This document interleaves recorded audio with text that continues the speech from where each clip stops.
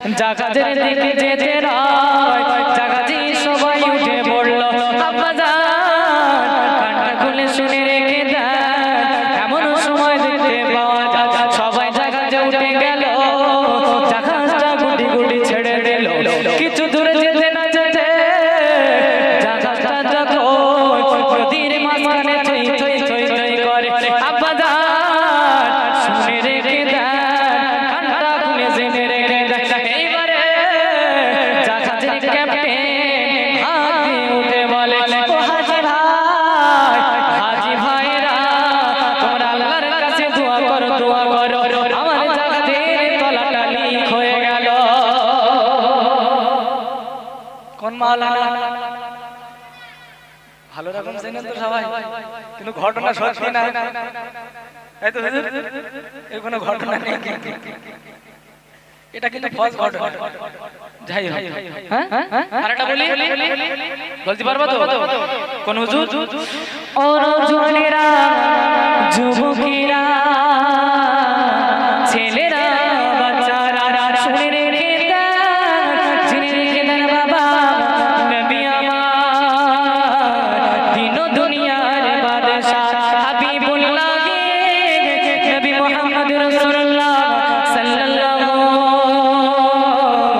আলাইহি ওয়াসাল্লাম হাদিস পাকের মধ্যে ঘোষণা করে দেয় মান বাকা মিন খাশিয়াতিল্লাহ হারামাল্লাহু আলাইহি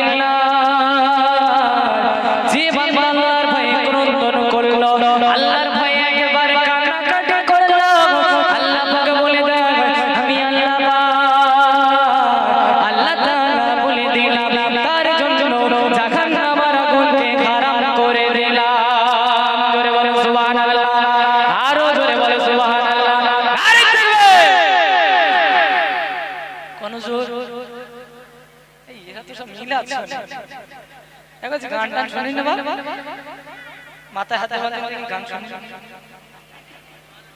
মাঝে মাঝে গানও শোনো গজলও শোনো। হ্যাঁ ওই জন্য তো চুলি কালার হয়েছে, ওই জন্য কালার হয়েছে নাকি? কোন বক্তা তাহলে? মাহফুজুল্লাহ। তুমি তাহলে মিলাদ শোনো, হ্যাঁ গান টান কেউ শোনো না তাই তো? আচ্ছা কদিন আগে একটা গান ভাইরাল হয়েছে,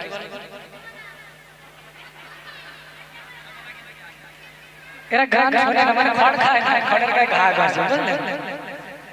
টপাস করে বলে কাঁচা বাদাম, খুব সমস্যায় কাঁচা বাদাম উঠে বুঝলেন?